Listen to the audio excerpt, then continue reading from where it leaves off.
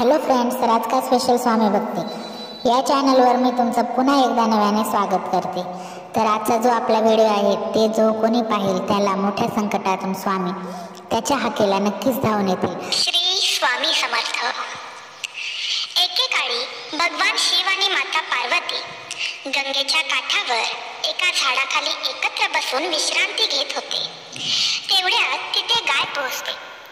भगवान भोलेनाथ गायीला म्हणतात, ही जुन्या काळची कथा ऐकल्याने मनोइच्छित फळ मिळते, त्यामुळे ही कथा अर्धवट ऐकून सोडण्याची चुकी करू नका।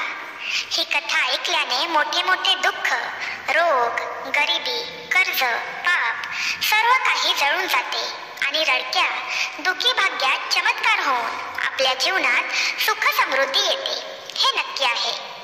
प्रेमळ भक्तांनो, भगवान भोलेनाथ आणि श्री स्वामी समर्थ माऊलींचा चमत्कारी आशीर्वाद प्राप्त करण्यासाठी आत्ताच हा व्हिडिओ लाईक करून कमेंट बॉक्समध्ये सांब, सदाशिव आणि श्री स्वामी समर्थ श्रद्धेने टाईप करा। बघा, तुमच्या सर्व इच्छा पूर्ण होतील।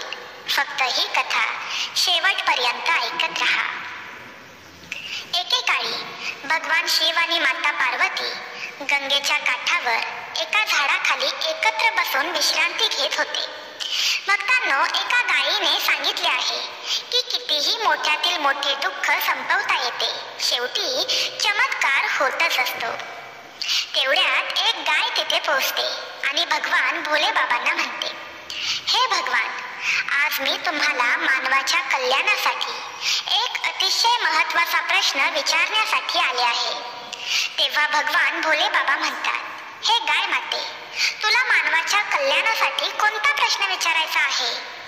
तेव्हा गाय म्हणते, हे परमेश्वरा, माझा प्रश्न आहे की कोणत्याही मनुष्याचे दुःख कसे संपेल? मित्रांनो, मग गाय पुढे म्हणते, हे भगवान, या प्रश्नाचे उत्तर तुमच्यापेक्षा चांगले कोण देऊ शकेल? म्हणून हे दुःख कसे संपवायचे ते आज मला सांगा। तेव्हा भगवान भोलेनाथ म्हणतात, हे गाय माता, आज मी कथा सांगणार आहे, कृपया ती काळजीपूर्वक ऐका। मित्रांनो, जर तुम्ही ही कथा ऐकत असाल तर तुम्ही ती पूर्ण ऐकाल आणि ही कथा अर्धी अपूर्ण सोडण्याची चूक करू नका, कारण ही पवित्र कथा पूर्णपणे ऐकल्याने इच्छित फळ मिळते, म्हणून ही कथा पूर्ण ऐकावी। मग भोलेनाथ गायीला म्हणतात, चंदनपूर नावाचे एक नगर होते। त्या नगरात विक्रमसिंह नावाचा राजा राज्य करत होता। एक दिवस संध्याकाळची वेळ होती आणि तो राजा जंगलात शिकारी करून आपल्या राज्यात परत येत होता। तेव्हा त्याने पाहिलं की एक लहान मुलगा जळणाऱ्या चितेसमोर उभा आहे। ते दृश्य पाहून तो राजा लगेचच आपल्या घोड्यावरून खाली उतरला आणि त्या मुलापाशी जाऊ लागला आणि त्याने पाहिले की मूल असे म्हणत आहे की आई, मी तुझी शपथ खातो, मी एक दिवस खूप मोठा माणूस बनवून आपली स्वप्ने पूर्ण करीन। राजा त्याच्या जवळ पोहोचला आणि मुलाला विचारले की तू कोण आहेस? मुलाने घाबरून काहीही सांगितले नाही। मग राजा मुलाला म्हणू लागला की तू अजिबात घाबरू नकोस, मी चंदनपूर शहराचा राजा आहे। आता तर तू तुझ्या आईजवळ बसून मोठ्या मोठ्या होण्याच्या शक्ती खात होतास। मला समजू शकेल का की आपण निर्जल जंगलात आपल्या आईच्या चितेजवळ बसून एकटेच का रडत आहात? आपले उर्वरित नातेवाईक कोठे आहे? मग मुलगा म्हणतो, हे महाराज, माझी आई आणि मी या जंगलात एकटेच राहत होतो, परंतु माझ्या आईने मला मरताना सांगितले की माझे आजोबा बुलंदनगरचे श्रीमंत शेठ आणि लक्षाधीश होते। माझ्या आई आणि वडिलांचा प्रेम विवाह झाला होता आणि माझी आई खूप गरीब घरातून आली होती, त्यामुळे माझे आजोबा तिचा खूप राग आणि तिरस्कार करायचे। माझी आई त्यांना आवडायची नाही। माझे वडील एक दिवसासाठी बागेत फिरण्यासाठी गेले, तेव्हा एका विषारी सापाने माझ्या वडिलांना चावून दिले आणि माझे वडील तिथेच मरण पावले। यावर माझे आजोबा आणि आजी माझ्या आईला अशुभ मानून म्हणाले की तुझ्यामुळे माझ्या वडिलांचा मृत्यू झाला, माझ्या आईमुळे सर्व काही झाले आहे, असे आरोप तिच्यावर लागले गेले। त्यांनी माझ्या आईला घराबाहेर काढले। जेव्हा ती गर्भवती होती तेव्हा ती या जंगलात आली आणि अनेक झोपडी बनवून त्या झोपडीत राहू लागली. इथेच माझा जन्म देखील झाला. माझ्या आईने मरता मरता मला सांगितले होते की मी काहीही करून गरिबीच्या जीवनातून बाहेर पडून श्रीमंत व्हावे. महाराज हे शब्द सांगताच माझी आई वारली. मी तिला महान बनण्याचे वचन देऊ शकलो नाही. त्यावेळी मी तिच्या अंत्यसंस्काराच्या जवळ उभा होतो. मी तिच्या आईच्या आत्म्याला एक मोठा माणूस बनण्याचे वचन देत होतो. नंतर भगवान भोले बाबा म्हणतात, हे गाई. त्या मुलाची अशी दुःखद कथा ऐकून राजा म्हणू लागला, अरे बेटा, तुझी गोष्ट खूप दुःखी आहे. जंगलात राहून मोठा माणूस तू कसा काय होऊ शकतोस? बरं मला सांग, तुला आमच्या राज्यात यायला आवडेल का? आम्ही तुम्हाला शिकवून मोठा माणूस बनवू शकतो. तेव्हा तो मुलगा मोठ्या प्रेमाने म्हणतो, महाराज, मी तुमच्या राजवाड्यात मोठ्या आनंदाने यायला तयार आहे. मग तो राजाबरोबर आपल्या राजवाड्याकडे गेला. राजवाड्यात पोहोचल्यावर राणीने विचारले की महाराज हा कोण आहे आणि त्याचे नाव काय आहे? राजा म्हणाला, राणी, त्याचे नाव भीमसेन आहे. आजपासून तो आपल्या राजवाड्यात राहून शिक्षण घेईल. राणी मनात विचार करू लागली, महाराज पण कोणते कोणते नमुने उचलून राजवाड्यात आणतात हे त्यांना समजतच नाही. हा राजवाडा आहे हे त्यांना कोणी समजावून सांगावे? अनाथाश्रम असल्यासारखे सेवा करत फिरतात. तेव्हा राजा म्हणाला, राणी, तुम्ही कोणत्या विचारात गेलात? त्यावर राणी म्हणाली, कोणत्याही नाही महाराज, तुम्ही आज्ञा द्या.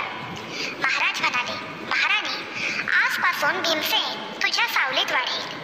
राजकुमार आणि राजकुमारी सारखाच तुला भीमसेनचा देखील सांभाळ करावा लागेल. तेव्हा राणी राजाला म्हणाली, ठीक आहे महाराज. मग भगवान भोलेनाथ पुढे गाईला कथा सांगताना म्हणतात, रात्री बालक भीमसेन विचार करू लागला की माझे इतके नशीब चांगले आहे की मी राजवाड्यात पोहोचलो आहे.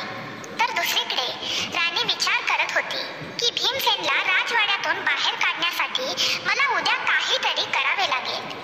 ज्या दिवशी राजकुमार आणि राजकन्येला पानांवर जेवण देण्यात आले तेव्हा त्यांना सोन्याच्या पानांवर जेवण देण्यात आले आणि भीमसेनला एका पानावर जेवण देण्यात आले. त्यामुळे भीमसेन रागावला आणि म्हणाला की मी या पानांवर जेवण करणार नाही. राणीने भीमसेनला विचारले की तू पानावर जेवण करणार नाहीस? तर भीमसेन म्हणाला, राणी, मी खाऊ शकतो पण मला हा भेदभाव आवडला नाही, कारण तुम्ही तुम्हाला सोन्याच्या ताटात वाढून घेतले आहे आणि मला एका साध्या पानात वाढले आहे. तेव्हा राणी म्हणाली की तुला राजा महाराजांसारखे जेवण खायचे असेल तर तू खा किंवा नको खाऊ, मला काहीही फरक पडत नाही. भीमसेन म्हणाले की जोपर्यंत मला सोन्याच्या ताटात आदराने जेवण दिले जात नाही तोपर्यंत आम्ही जेवण करणार नाही. यामुळे संतप्त होऊन भीमसेन राजवाडा सोडून त्याच जंगलात परतला जिथे तो पूर्वी होता. जेव्हा राजा राजवाड्यात आला आणि संपूर्ण घटना जाणून घेतली तेव्हा त्याने राणीला विचारले की भीमसेनला सोन्याच्या ताटात जेवण का दिले जात नाही? राणी म्हणाली की तिला भीमसेनची परीक्षा घ्यायची होती, पण तो खूप गर्विष्ठ आणि हुशार असल्याचे निष्पन्न झाले. याशिवाय त्याच्यात विशेष काहीच नाही. तो त्याच्या आयुष्यात काहीही बनू शकणार नाही. राजा म्हणाला, राणी, पानावर त्याला जेवण देऊन त्याची परीक्षा घ्यायची होती, पण तू ते बरोबर केले नाहीस कारण त्याला अपमान वाटला असणार. मला असं वाटतं की आता या रागामुळे त्यांनी हा महाल सोडला नाही पाहिजे. तेव्हा राणी म्हणाली, महाराज, राजवाड्यातील सुख सुविधा सोडून तो कसा जाऊ शकतो?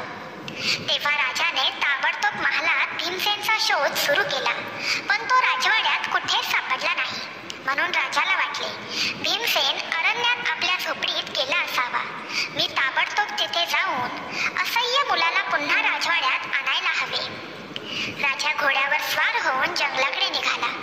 इकडे भीमसेन जेव्हा जंगलात परतले होते तेव्हा गंगा नदीच्या काठी त्रिकुट नावाचे मोठे जंगल होते. त्याला दुसरे टोक नव्हते. तेथे ब्रह्मराशी नावाचे ऋषी राहत होते. तो अतिशय दयाळू होता. जेव्हा जेव्हा एखादा प्रवासी त्या मार्गाने जात असे तेव्हा तो साधू महाराज त्यांना त्यांच्या झोपडीत काही वेळ विश्रांती घेण्याची विनंती करत असत आणि नंतर प्रवास चालू ठेवत असत. ठेवत असत. प्रवासी त्याची विनंती मान्य करून त्याच्या झोपडीत विसावायचे आणि त्यांना नमन करून आपल्या मार्गावर जायचे. अशा प्रकारे साधू महाराज त्या जंगलातून जाणाऱ्या प्रवाशांची सेवा करत असत. या जंगलात भीमसेन नावाचा डाकूही राहत होता. दरोडा हा त्याचा पेशाच होता आणि जो कोणी प्रवासी त्याला पैसे देण्यास टाळाटाळ करतो तो त्याला बिनदिकपणे मारायचा. या भीतीमुळे त्या जंगलातून जाण्यापूर्वी लोक 100 वेळा विचार करायचे आणि त्या जंगलात कोणी धाडसाने शिरलेच नाही तरी डाकू भीमसेन त्याला लुटायचा. या प्रकाराने आजूबाजूच्या सर्व गावांमध्ये डाकू भीमसेनची भीती पसरली होती. एके दिवशी गावातील काही लोक जमले आणि त्यांनी डाकू भीमसेनच्या मुक्ती मिळवण्यासाठी योजना आखली. एक जण म्हणाला, भीमसेन, दरोडेखोरांची दहशत दिवसेंदिवस वाढत चालली आहे, त्याचा सामना कसा करायचा? एक जण म्हणाला, बंधू, संघटनेत खूप ताकद आहे, आपण सर्वांनी मिळून हल्ला केला तर कसे होईल? याच्या मदतीने आम्ही त्याला सहज पकडू, मग त्याचा गळा चिरून खून करू. सगळे म्हणाले, तुमची कल्पना खूप चांगली आहे. मग आजच डाकू भीमसेनवर हल्ला करायला का उशीर? मित्रांनो, पुढे कथा सांगताना भगवान भोलेनाथ म्हणाले, हे गाई. त्याच वेळी सर्वजण शस्त्रे घेऊन त्रिकूटच्या जंगलाच्या दिशेने निघाले. जंगलात पोचल्यावर सर्व डाकू भीमसेनला आव्हान देऊ लागले. तू डाकू कुठे लपला आहेस? भीमसेन, बाहेर या. आज तू आम्हाला लुटू शकणार नाहीस. मी तुझं मरण म्हणून आलो आहे. आज तू आम्हा सर्वांपासून सुटू शकणार नाहीस.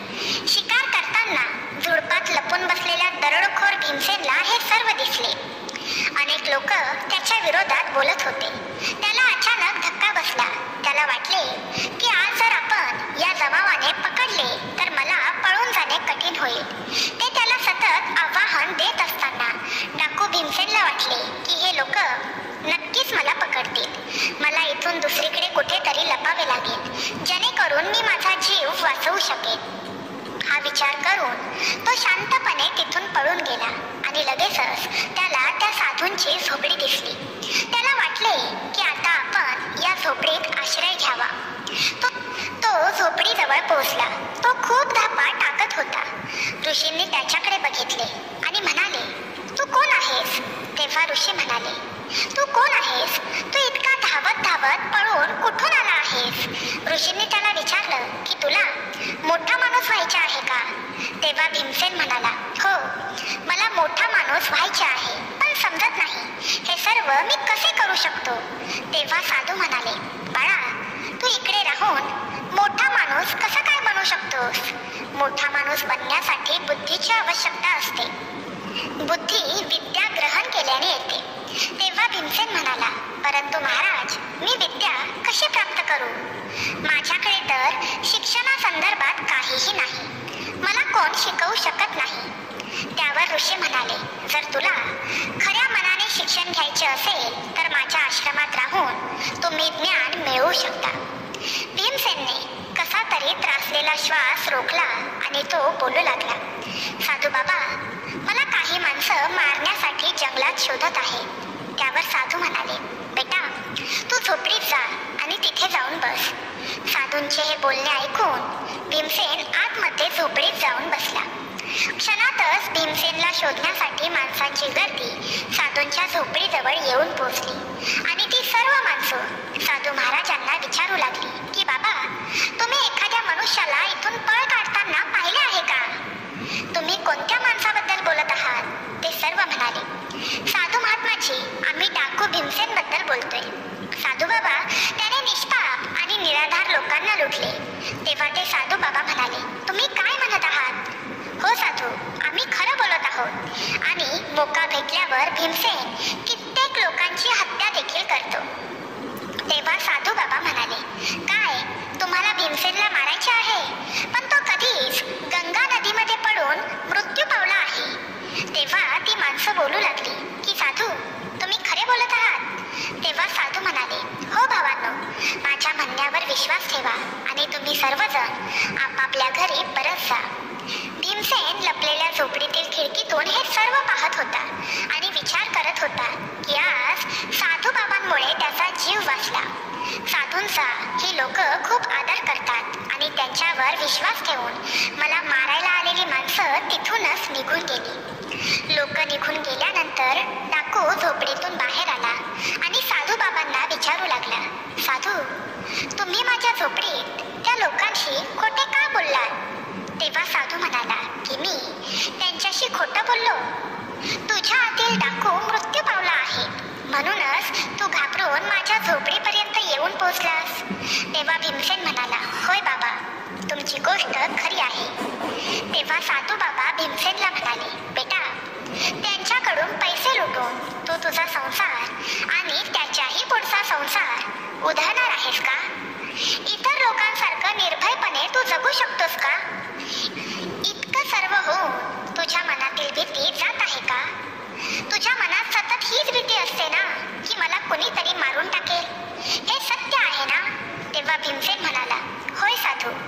थोडा विचार केल्यानंतर भीमसेन साधू बाबांना म्हणाला, साधू महाराज, तुमच्या बोलण्याने माझे डोळे उघडले आहेत. मलाही इतर लोकांसारखे निर्भयपणे जगायचे आहे.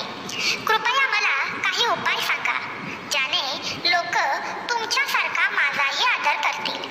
साधू बाबा, मी वचन देतो की तुम्ही मला जे काही काम करायला सांगाल ते मी नक्की करेन आणि मनापासून करेन. बाबा म्हणाले, असे आहे तर मग तुम्ही माझ्या मागे या. तेव्हा भगवान भोलेनाथ म्हणाले, हे गाय माता. तेव्हा तेथे असलेल्या साधू बाबांनी भीमसेनला घेऊन एका डोंगरावर निघून गेले. डोंगराच्या पायथ्याशी आल्यावर साधू महाराज म्हणाले, भीमसेन, हे 2 दगड डोक्यावर घेऊन माझ्या मागे चल. भीमसेन म्हणाले, ठीक आहे साधू बाबा. असे बोलून भीमसेन यांनी ते दोन्ही दगड उचलले आणि साधू बाबांच्या मागे चालू लागला. काही पावलं चालल्यावर भीमसेन थकू लागला. तेव्हा साधूंनी त्याला विचारले, काय झाले? तेव्हा भीमसेन म्हणाला की साधू महाराज, हे दगड खूप वजन आहे. तेव्हा साधूंनी त्यांना एक दगड फेकायला लावला आणि भीमसेनने लगेचच एक दगड फेकून दिला आणि पुन्हा साधूंच्या मागे चालू लागला. काही अंतर गेल्यावर भीमसेन म्हणाला, साधू बाबा, हा एक दगडही कमी जड नाही. आता मला चढता येत नाहीये. साधू बाबा म्हणाले, ठीक आहे, हा देखील दगड खाली टाक. आणि साधू बाबांच्या मागे तो खाली दगड टाकून चालू लागला आणि असे केल्याने खूप सहजपणे तो डोंगरावर चढू शकला. भीमसेन म्हणाले, साधू बाबा, मला इथे का आणले आहे? साधू बाबा म्हणाले, तुला धडा शिकवायला मी इथे आणले आहे. आजपर्यंत तुझ्या डोक्यावर लुटमार, हत्या प्रकरण आणि 2 दगडांचे ओझे होते जे तुला जलप्रिय रूपी डोंगरावर सोडू देत नव्हते. आजपासून तुला एक काम करायचे आहे, जे की आजपासून, या क्षणापासून लुटमार, हत्यामार हे सर्व प्रकरण तुला बंद करायचे आहे. ज्या लोकांचे धन आजपर्यंत तू चोरले आहेस ते सर्व त्यांना परत कर. असे केल्याने तू देखील सर्वांचा प्रिय होशील. तुम्ही सर्व लोकांचे लाडके व्हाल, तरच तुमची सर्वत्र ओळख होईल. एक चांगला माणूस म्हणून तुम्हाला सर्वजण ओळखतील. तेव्हा भीमसेन म्हणाले, ठीक आहे साधू बाबा, मी तेच करेन. पण ज्यांच्याकडून मी चोरी केली ते कोण होते हे मला माहीत नव्हते. पैसे आणि ते कुठले रहिवासी होते हे मला ठाऊक नाही. तेव्हा साधू बाबा म्हणाले, तुम्ही हे चोरीचे पैसे गरिबांमध्ये वाटून द्या. भीमसेन म्हणाले, ठीक आहे साधू बाबा, मी तेच करेन. भीमसेनने तेच केले आणि तो त्याचा वेश बदलून शहरात निघून गेला. सोबत आणलेल्या धनाला त्याने गरिबांमध्ये आणि गरजू लोकांना वाटून टाकले. गरीब लोकांना त्यांच्याकडे असलेले सर्व पैसे देऊन भीमसेन जंगलात पुन्हा साधू बाबांकडे आला आणि साधू बाबांना म्हणाला, बाबा, मला तुमच्या आश्रयाला घ्या. मी आतापर्यंत चांगले असे काहीच शिकलो नाही. आजपर्यंत चांगली गोष्ट केली नाही. मला चांगल्या शहाणपणाच्या गोष्टी शिकवा आणि मला आपला शिष्य बनवा, ज्यामुळे माझे जीवन सार्थकी लागेल. भीमसेनचे हे म्हणणे ऐकून साधूने भीमसेनला आपले शिष्य बनवले. साधू भीमसेनला म्हणू लागले, नेहमी इतरांना शक्य तितक्या लवकर मदत करा. हीच खरी मानवतेची सेवा आहे. भीमसेनने साधू बाबांची खऱ्या मनाने सेवा केली आणि साधू बाबांच्या सानिध्यात 5 वर्षे घालवली. आणि या सर्वांमध्ये साधू बाबांच्या कृपेने भीमसेन अत्यंत बुद्धिमान आणि खरा चारित्र्यवान पण बनला होता. एके दिवशी साधू बाबा म्हणाले, भीमसेन, आज तुझे शिक्षण पूर्ण झाले. तेव्हा भीमसेन म्हणाला, पण या ज्ञानाचे मूल्य मी तुम्हाला कशा प्रकारे देऊ शकतो? साधू बाबांनी उत्तर दिले, बाळाच्या शिक्षणाचे काहीच मूल्य नाही, ते अमूल्य आहे. त्यांनी भीमसेन साधू बाबा यांच्या समोर तिथेच राहून शिक्षण सुरू केले. तसेच तो आश्रमाच्या कामातही उत्कृष्ट बनला होता. नेहमी इतर कामात तो साधू महाराजांना मदत करण्यात तत्पर असे. अशीच वर्ष निघून गेली आणि भीमसेन तरुण झाला. तेव्हा ऋषी म्हणाले, भीमसेन, तुझे शिक्षण पूर्ण झाले आहे. तू माझा सर्वात सक्षम आणि बुद्धिमान शिष्य आहेस. साधू बोलले, तू तुझ्या बुद्धीचा वापर करून कितीही कठीण प्रसंगातून तुझी सुटका करू शकतोस. हा माझा आशीर्वाद आहे. तू एका आदर्श पुरुषात निर्माण झाला आहेस.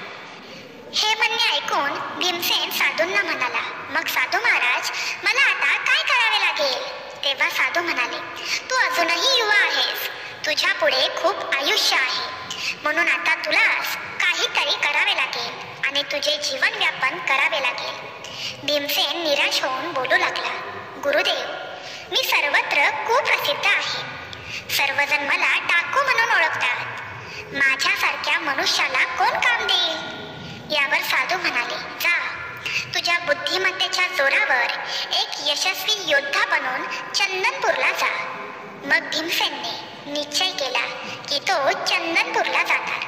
चंदनपूर तेच राज्य होते जेथील राजाने भीमसेनला त्याच्या महालात आश्रय दिला होता. परंतु त्याच्या राणीने अपमानित करून भीमसेनला महालाच्या बाहेर काढले होते. भीमसेन चंद्रपूरला पोहोचला होता तेव्हा त्याला समजले की मंत्र्याचा अचानक मृत्यू झाला होता आणि त्यामुळे आज मंत्रीपद रिक्त होते. राजमहालाच्या राज्यसभेत मंत्रिपदासाठी योग्य उमेदवार निवडून आणायचा होता. तेव्हा भीमसेन राजाच्या दरबारात पोहोचला आणि त्यावेळी जे काही चालले होते ते भीमसेनने लक्षपूर्वक पाहण्यास सुरुवात केली. राजा आपल्या सिंहासनावर बसले होते. तेव्हा त्यांच्या सेनापतीने सांगितले की महाराज, मंत्र्याच्या आकस्मिक मृत्यूने मंत्रीचे पद खाली झाले आहे. हे पद जास्त काळ खाली ठेवू शकत नाही. राजा म्हणाला, सेनापतीजी, तुमचे म्हणणे अगदी बरोबर आहे. आजवर चालत आलेल्या परंपरेनुसार मंत्रीपद मंत्रीपुत्र सारंग यांच्या हाती दिले जाईल. सेनापती म्हणाला, पण सारंग या पदासाठी लायक आहे का?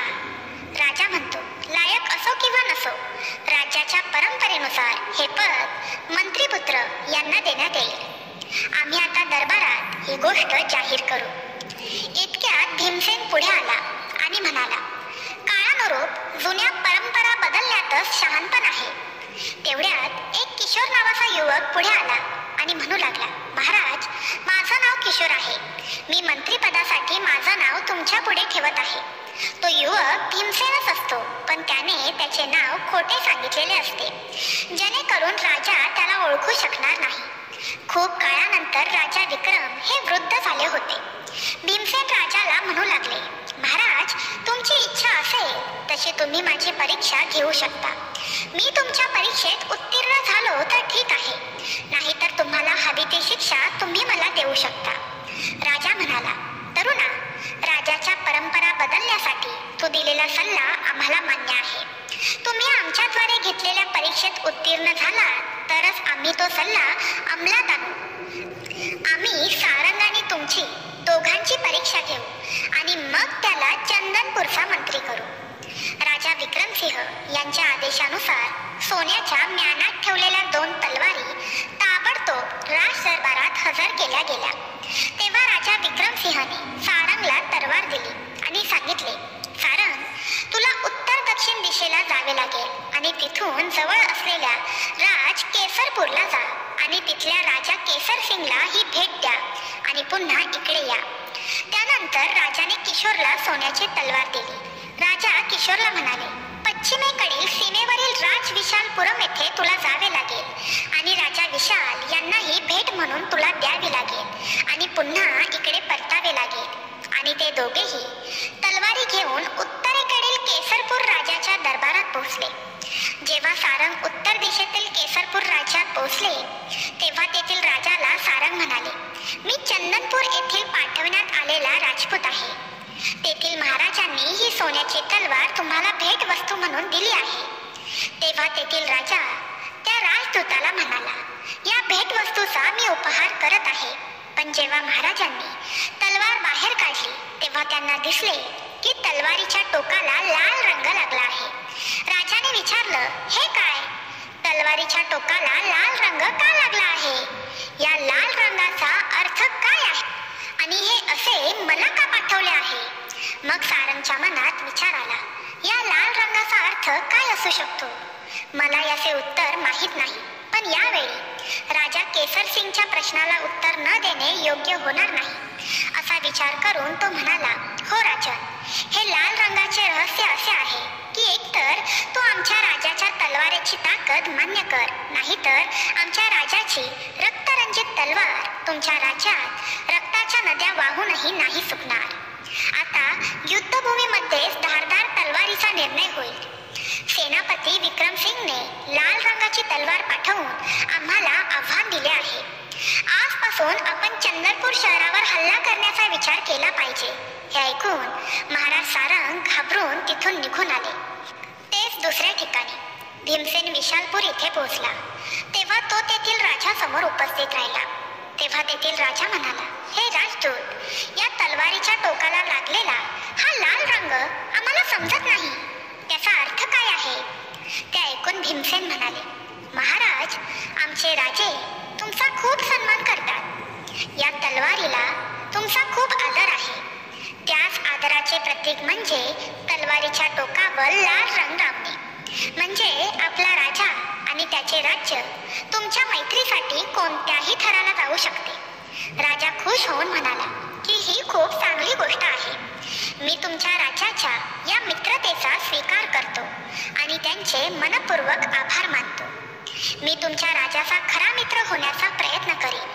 माझे मन तन नेहमीच त्यांच्यासाठी समर्पित राहील. यानंतर राजा म्हणाला, राजदूत, मी तुमच्या राजाला सैन्य आणि काही मौल्यवान भेटवस्तू उपहार म्हणून देत आहे. आणि मग भीमसेन मौल्यवान भेटवस्तू घेऊन चंदनपूरच्या दिशेने निघाले. इथे केसरपूरच्या नगराने या राज्यावर युद्ध चालू केले होते. जेव्हा ते दोघेही आपल्या नगरात पोहोचले आणि ते त्या राजापर्यंत पोहोचले तेव्हा राजा म्हणाला, सारंग, मला सांगा, केसरपूरचा राजा तुला काय म्हणाला? तलवारीच्या टोकावर लागलेल्या लाल रंगाचा अर्थ तू त्यांना काय सांगितलास? तेव्हा सारंगने सर्व गोष्ट राजाला विस्तारपूर्वक सांगितली. तेव्हा राजा म्हणाला, सारंग, तू हे काय म्हणत आहेस? केसर सिंह स्वतः आपल्या राज्यावर आक्रमण करणार आहे? हा महाराज. त्याच वेळी एक गुप्तचर आला आणि म्हणाला, महाराज, केसरपूरचे प्रचंड सैन्य चंदनपूरकडे येत आहे. आता आपले काय होईल महाराज? आपल्याकडे तेवढी सेनाही नाही जी त्यांच्याशी युद्ध करेल. तेव्हा लगेचच भीमसेन म्हणतो, महाराज, तुम्ही घाबरू नका. एक मोठी संघटना महालाच्या बाहेर उभी आहे. महाराज, चिंता करून काही होणार नाही. कृपया सेनापतीजींना आदेश द्या की ते केसरपूरच्या सैन्याशी युद्ध करतील. मी माझ्यासोबत आणलेल्या सैन्यांना घेऊन केसरपूरच्या सैन्यांशी युद्ध करेल. या ताकदवान हल्ल्याने केसरपूरची सेना आपल्याशी लढू शकणार नाही आणि या परिस्थितीमध्ये विजय आपलाच होणार. युद्धामध्ये विजय मिळवल्यानंतर महाराजांनी सारंग आणि भीमसेनला महालात बोलवले. महाराज बोलू लागले, भीमसेन, आज तुझ्यामुळे आम्ही जिंकू शकलो आहोत. या क्षणी आम्ही तुला मंत्रीच्या पदावर नियुक्त करत आहोत. तेव्हा सारंग बोलू लागला की महाराज, हा तर माझ्यासोबत अन्याय झाला आहे. तेव्हा ते महाराज बोलू लागले, मी तुम्हा दोघांनाही दोन्ही राजांना एकच भेट द्यावी असे सांगितले होते. पण तुम्ही दोघांनीही आपापल्या बुद्धीने सभेचा निरनिराळा अर्थ सांगितला आणि सारंग, तू तुझ्या बुद्धिमत्तेने त्या राजाला चुकीचे उत्तर दिले आणि कायमचे त्यांना आणि आम्हाला शत्रू बनवले. पण त्या उलट भीमसेनने अतिशय चांगल्या प्रकारे उत्तर दिले. भीमसेनने मोठ्या बुद्धिमत्तेने त्या प्रश्नाचे उत्तर दिले. म्हणूनच आम्ही भीमसेन म्हणजेच किशोर यांना चंदनपूर नगरचे नवे मंत्री बनवत आहोत अशी घोषणा करतो. त्यानंतर त्याच रात्री किशोरच्या सन्मानार्थ किशोरला जेवायला बोलवले. महाराणीने स्वतः किशोरला आपल्या हातांनी जेवण वाढले. तेव्हा किशोर बोलू लागला, मला क्षमा करा महाराज, पण मी चांदीच्या ताटात जेवण्याऐवजी सोन्याच्या ताटात जेवणे पसंत करेन. तेव्हा महाराणी म्हणाली, ठीक आहे, भीमसेनला सोन्याच्या ताटात जेवण दिले जाईल याची आम्ही व्यवस्था करू. जेव्हा सोन्याच्या ताटात भीमसेनला वाढले गेले तेव्हा ते बोलू लागले, हे पहा महाराणी, तो दिवस आलाच ज्या दिवशी तुम्ही एका गोष्टीसाठी नकार दिला होता. राणीने विचारले, मंत्री तुम्ही काय बोलत आहात? मंत्र्याने उत्तर दिले, महाराणीजी, तुम्ही आठवण्याचा प्रयत्न करा. तुम्ही 20 वर्षांपूर्वी भीमसेन नावाच्या मुलाला सोन्याच्या ताटावर जेवण वाढण्यावरून हकलवून दिले होते. त्यावर राणी म्हणाली, हो, मला आठवते की त्या जाड मुलाने अन्न खाण्यास नकार दिला होता आणि तो बोलला होता की जेव्हा मला सोन्याच्या ताटात वाढले जाईल तेव्हाच मी जेवण करेन. मग लगेचच महाराणी म्हणाली, पण तुम्हाला या सर्व गोष्टी कशा माहिती? तेव्हा भीमसेन म्हणाला, महाराणी, मी तोच लहान बालक आहे ज्याला तुम्ही हकलवून दिले होते. तेव्हा विक्रमसिंह राणीला म्हणाले, हे बघ राणी, ज्याला तू गर्विष्ठ समजत होतीस तोच आजचा मंत्री आहे. तेव्हा भीमसेन राजाला म्हणाला, महाराज, जर त्या वेळेला महाराणीने माझा तसा अपमान केला नसता तर माझ्या मनात खूप मोठे होण्याची इच्छा जागृत झाली नसती. मी कधीच बुद्धिमान व्यक्ती बनू शकलो नसतो. माझ्यावर तर महाराणीचे उपकारच आहे. या प्रकारे मंत्रीने कुशलतापूर्वक मंत्र्याचे पद सांभाळले. यानंतर रोज एक पत्र विक्रमसिंहाने भीमसेनाला दिले आणि सांगितले, तुम्ही त्या उदंबर राज्यात जा, कारण त्या राज्यात चोरी खूप वाढली आहे. कारण तिथल्या राजाने मला ते पत्र लिहून दिले आहे. कृपया तुम्ही तुमच्या विवेक बुद्धीने तेथील चोरीचे प्रमाण पूर्णपणे थांबवा. आणि मग लगेच भीमसेन घोड्यावर बसून उधमपूरच्या दिशेने निघाला. दिवस रात्र चालल्यानंतर तो राजा शशिकांत सिंह यांच्यापर्यंत पोहोचला आणि राजाला बोलला, राजा विक्रमसिंहने हे पत्र तुमच्याकडे पाठवले आहे. तेव्हा राजा म्हणाला, अच्छा, राजा विक्रमसिंहाने तुला मदतीसाठी माझ्याकडे पाठवले आहे.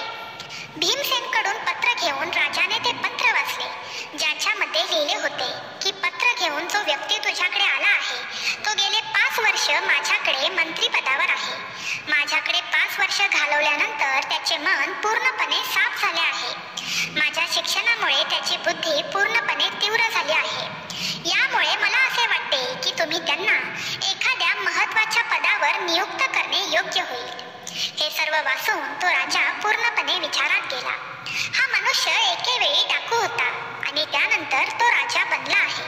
काय याला महत्त्वाच्या पदावर नियुक्त करणे योग्य ठरेल? नंतर कथा पुढे सांगताना भगवान भोलेनाथ म्हणाले, हे काय माता? मग त्यांच्या मनात दुसरा विचार आला की या माणसाने भूतकाळात काहीही केले असेल, परंतु जेव्हा राजा विक्रमसिंह यांच्यासारख्या अनुभवी राजाने हे सर्व सांगितले असेल तर निश्चितच हे खरे आहे. हा नक्कीच बुद्धिमान असेल. आणि असा विचार मनात येताच तो राजा भीमसेनला म्हणू लागला, तुझे नाव काय आहे? तेव्हा त्याने उत्तर दिले की होय महाराज, माझे नाव भीमसेन आहे. तेव्हा तो राजा भीमसेनला म्हणाला की आजपासून आम्ही तुला विशेष सल्लागार म्हणून तुझी नियुक्ती करत आहोत. तेव्हा भीमसेन म्हणाला, महाराज, मी तर खूप नशीबवान आहे. त्या दिवशी राजा शशिकांत भीमसेनसह राज दरबारात पोहोचले आणि त्यांना म्हणाले, भीमसेन, आजपासून तुम्ही इकडे बसणार आहात. भीमसेनने त्यांची जागा घेतली होती. तेवढ्यातच काही लोक त्यांची तक्रार घेऊन दरबारात आले. त्यांच्यामध्ये 3 पुरुष आणि 1 वृद्ध महिला होती. एक पुरुष पुढे येऊन महाराजांना म्हणाले, महाराज, या वृद्ध महिलेने आमचे सर्व पैसे हडप केले आहेत. कृपया आम्हाला न्याय द्या आणि आमचे पैसे परत द्या. महाराज म्हणाले, आधी सर्व तपशील सांगा, मगच आपण निर्णय ऐकून घेऊ. त्यावर ती म्हातारी पुढे आली आणि म्हणाली, महाराज, हे तिघेही खोटं बोलत आहे. तेव्हा म्हाताऱ्या बाईने आपली गोष्ट सांगितली आणि म्हणाली, महाराज, हे 4 व्यापारी तुमच्या राज्यात व्यवसाय करण्यासाठी आले होते आणि इथे त्यांना भरपूर नफा मिळाला होता. कथा सांगताना म्हातारी म्हणू लागली की एके दिवशी हे 4घे जण धन घेऊन माझ्याकडे आले आणि मला म्हणू लागले की आमच्यापैकी कोणी पैसे मागितले तर ते देऊ नका. आम्ही या राज्यात नवीन आहोत आणि आमच्याकडे खूप सारे धन आहे. तुम्ही आमच्या धनाची रक्षा करा. तेव्हा त्या म्हाताऱ्या बाईने त्यांना प्रश्न विचारला की हे धन मी कशा प्रकारे घेऊ. तेव्हा ती लोक म्हणाली, आम्ही या धनाला तुमच्या जमिनीत गाडून टाकू आणि ज्या दिवशी आम्ही सर्वजण येऊन तुझ्याकडे हे धन मागू तेव्हाच हे सर्व धन तू आम्हाला परत काढून दे. पण आमच्यापैकी कोणी एकही जण तुझ्याकडे येऊन धन मागू लागला तर तू त्यांना काहीही देऊ नकोस. तेव्हा ती म्हातारी म्हणाली, हे तर खूप सोपं आहे, पण या सर्वात मला काय भेटणार. त्यावर ते म्हणाले की म्हातारी आई, या बदल्यात आम्ही देखील तुला धन देऊ. तेव्हा त्या म्हातारीने त्यांना उत्तर दिले की हे पोरांनो, मला तुमची गोष्ट मंजूर आहे. तेव्हा त्या मुलांनी तिचे घर खोदायला सुरुवात केली. तेव्हा त्या घरात बरेच सोने सापडले. मग त्या लोकांनी त्यांच्याही धनाला तिथेच गाडून टाकले. तेव्हा ते 4 पुरुष त्या म्हातारीला म्हणाले की हे म्हातारी आई, आम्ही रोज संध्याकाळी तुझ्याकडे जेवायला येऊ. मग ते 4 पुरुष जेव्हा रोज संध्याकाळी त्या म्हातारीकडे जेवण करायला येत असत तेव्हा त्या म्हातारीला विचारत असत, आमचे सर्व धन सुरक्षित तर आहे ना. तेव्हा ती म्हातारी आई त्यांना सांगत असे, तुमचे धन पूर्णपणे सुरक्षित आहे. एके दिवशी त्या 4ही व्यापाऱ्यांनी त्या म्हातारीच्या घरात जाऊन खजिना खोदला, पण तो पैसा तसाच शिल्लक होता. आता त्यांना त्या म्हातारीच्या प्रामाणिकपणाबद्दल कोणतीही शंका नव्हती. मग त्या 4 पुरुषांनी त्या म्हातारीच्या प्रामाणिकपणावर प्रसन्न होऊन म्हातारीला 4 ते 5 सुवर्ण मुद्रा दिल्या आणि तिला म्हणाले की हे म्हातारी आई, या मुद्रा तुझ्याकडे ठेवून घे, नक्कीच तुला कामाला येतील. त्यावर त्या सुवर्ण मुद्रा स्वीकारून त्या म्हातारीने त्यांना भरपूर आशीर्वाद दिला. पण त्या चौघांपैकी त्यावेळेला एकामध्ये लालच जन्माला आली. त्याच्या मनात विचार आला की जर त्याने म्हातारी आईला फसवून सर्व पैसे हडप करू शकला तर त्याचे आयुष्य बिना मेहनत करता खूप आनंदाने जाईल. एक दिवस ते 4ही व्यापारी घराबाहेर एका झाडाखाली बसून खेळ खेळत होते. तेव्हा एकाने दुसऱ्याला सांगितले की तू जाऊन म्हाताऱ्या आईला लवकर जेवण बनवायला सांग, खूप भूक लागली आहे. तेव्हा तो बोलला, ठीक आहे, मी लगेच जातो. घराच्या दिशेने तो विचार करत होता की जेव्हा त्याचे साथीदार बाहेर व्यस्त आहे आणि तो एकटाच संपत्ती हिसकावून घेऊ शकतो तेव्हा तो म्हातारीच्या घरात गेला आणि म्हातारीला म्हणू लागला, म्हातारी आई, आता आम्हाला सर्व पैसे हवे आहेत. माझ्या मित्रांनी मला पैसे आणायला पाठवले आहे. त्यावर म्हातारी आई म्हणाली, पूर्ण धनाची आवश्यकता एकाच वेळी तुम्हाला कशी काय पडू शकते. तेव्हा तो म्हणाला की जर माझ्या बोलण्यावर तुझा विश्वास बसत नसेल तर बाहेर जाऊन तू माझ्या साथीदारांना विचारू शकतेस. तेव्हा ती म्हातारी आई घराबाहेर आली आणि बाहेर खेळ खेळत असलेल्या पुरुषांना विचारू लागली की तुम्ही जयंताला जे सांगितले आहे ते बरोबर आहे का. तेव्हा सर्वांनी उत्तर दिले की हा म्हातारी आई बरोबर आहे, पण लवकर कर. तेव्हा म्हातारी आतमध्ये आली आणि त्या पुरुषांना म्हणू लागली की तुझे साथीदार देखील तुझ्या बोलण्याचे समर्थन करत आहे. तेव्हा म्हातारी म्हणाली की ठीक आहे, तू हा खड्डा खोदून खोदून धन काढू शकतोस आणि आपले पैसे घेऊ शकतोस. तेव्हा तो व्यक्ती म्हणाला, जसा विचार मी केला होता अगदी तसेच झाले. आणि त्याने जोरजोरात खड्डा खणायला सुरुवात केली. मोठ्या मेहनतीने त्याने तो खड्डा खणला आणि 2 मोठमोठ्या गोणी धन काढून भरल्या गेल्या.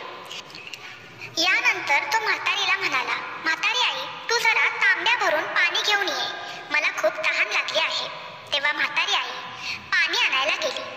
तेवढ्यात तो पैसे आणि धन घेऊन घराबाहेर पडला. अंगणात एक घोडा उभा होता. त्याच्या पाठीवर लादून तो लगेचच तिथून पळून गेला. तर बाहेर खेळ खेळत असलेले त्याचे मित्र एकमेकांना विचारू लागले की आपला मित्र अजून बाहेर कसा काय आला नाही. तेव्हा ते एकमेकांना म्हणू लागले की आतापर्यंत जेवणही तयार झालं असेल, आपण आतमध्ये जाऊया. ते तिघा आतमध्ये गेले आणि म्हातारीला म्हणू लागले की म्हातारी आई, जेवण तयार झालं का. आम्ही तर खूप आधीच आमच्या मित्राला आमच्यासाठी जेवण करायला सांगितले होते. तेव्हा म्हातारी म्हणाली, अरे, त्या व्यक्तीने तर मला काहीच सांगितले नाही.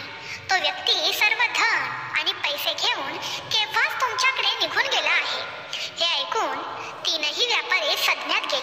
आणि पुन्हा त्या म्हातारीला रागारागात विचारू लागले की तू त्या एकट्याला सर्व धन का देऊन टाकलेस? तेव्हा ती म्हणाली, अरे म्हणूनच तर मी तुम्हाला विचारण्यासाठी बाहेर आले होते. तेव्हा तुम्ही बोललात की थोडं लवकर कर. तेव्हा ते पुरुष बोलू लागले, हो बरोबर आहे, आम्ही तुला जेवण लवकर कर असं बोललो होतो.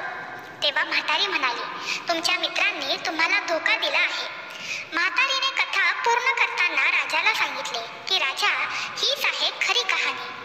म्हातारी राजाला म्हणू लागली की राजा, आता तुम्हीच सांगा, या संपूर्ण घटनेमध्ये माझा काय दोष आहे?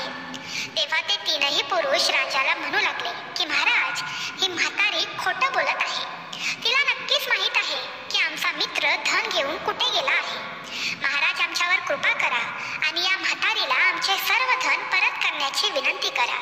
ही घटना ऐकून महाराज देखील विचारात पडले आणि बोलू लागले, ही तर खूप विचित्र घटना आहे. आता हे लोक कशा प्रकारे हे सर्व सांभाळतील हा विचार करून तेथील राजाने ठरवले की ही अडचण भीमसेनला मी सांगतो, त्यामुळे त्याची बुद्धी कितपत काम करते हे देखील मला समजेल. मग राजा भीमसेनला म्हणाला, भीमसेन, तुम्ही या लोकांची अडचण सोडवू शकता का? तेव्हा भीमसेनने उत्तर दिले, अवश्य महाराज. तेव्हा भीमसेनने त्या म्हाताऱ्या बाईला विचारले, म्हाताऱ्या बाई, 4 व्यापारी तुमच्याकडे पैसे ठेवायला आले होते, तेव्हा त्यांनी तुम्हाला काय सांगितले होते? तेव्हा म्हातारी म्हणाली, होय, त्यांनी मला असे सांगितले होते की जेव्हा आम्ही सर्वजण एकत्र येऊ तेव्हाच आम्हाला हे सर्व धन तू देऊ शकतेस. आमच्यातील कोणीही एकटा आल्यावर तू त्यांना धन देऊ नकोस असे त्यांनी मला सांगितले होते, असे म्हातारीने भीमसेनला उत्तर दिले. तेव्हा भीमसेनने त्या 4 पुरुषांना विचारलं की म्हातारी आई जे सांगत आहे ते खरे आहे का? तेव्हा ते पुरुष म्हणाले की म्हातारी जे सांगत आहे ते खरे आहे, यावर आम्हाला शंका नाही. पण तिने आम्हाला न विचारता आमच्या 4थ्या साथीदाराला सर्व काही देऊन टाकले, हीच आमची तक्रार आहे. आम्ही म्हातारी आईला सांगितलं होतं की आम्ही 4 जण येऊ तेव्हाच धन दे. जर आमच्यातील कोणी एकटाही आला तर त्यांच्या हाती धन देऊ नकोस. तरीही म्हातारी आईने चुकीचे केले. तेव्हा भीमसेन म्हणाला, त्याच प्रकारे जेव्हा तुम्ही 4घे जण येऊन या म्हातारी आईकडे धन मागाल तेव्हाच तुम्हाला ती धन देईल, अन्यथा नाही. भीमसेन म्हणाले, तुम्ही या म्हाताऱ्या आईला इकडे का घेऊन आला आहात? तुम्ही तुमच्या 4थ्या साथीदाराला इकडे घेऊन या, तेव्हाच या म्हाताऱ्या आईला तुम्ही जाब विचारू शकता. पहिलं तर 4थ्या साथीदाराला घेऊन या आणि मग तुमचे धन त्या म्हातारीकडे मागा.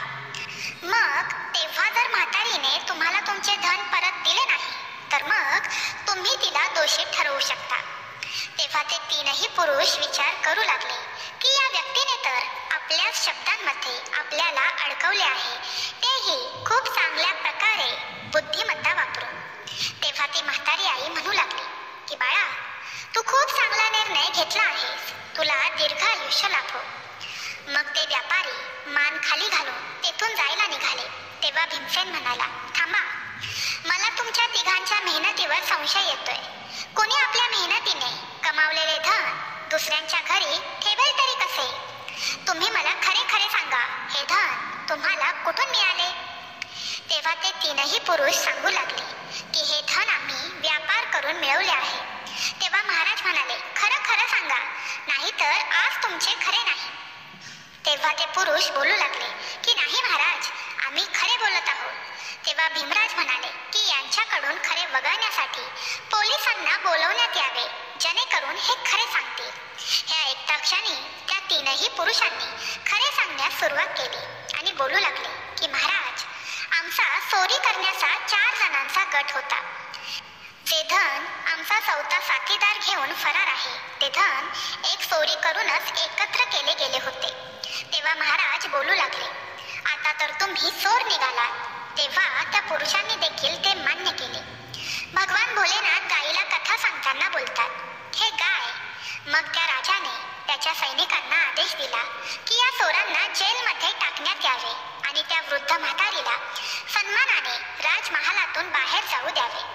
महाराज भीमसेनला म्हणाले की भीमसेन, तू खऱ्या प्रकारे परीक्षा जिंकला आहेस.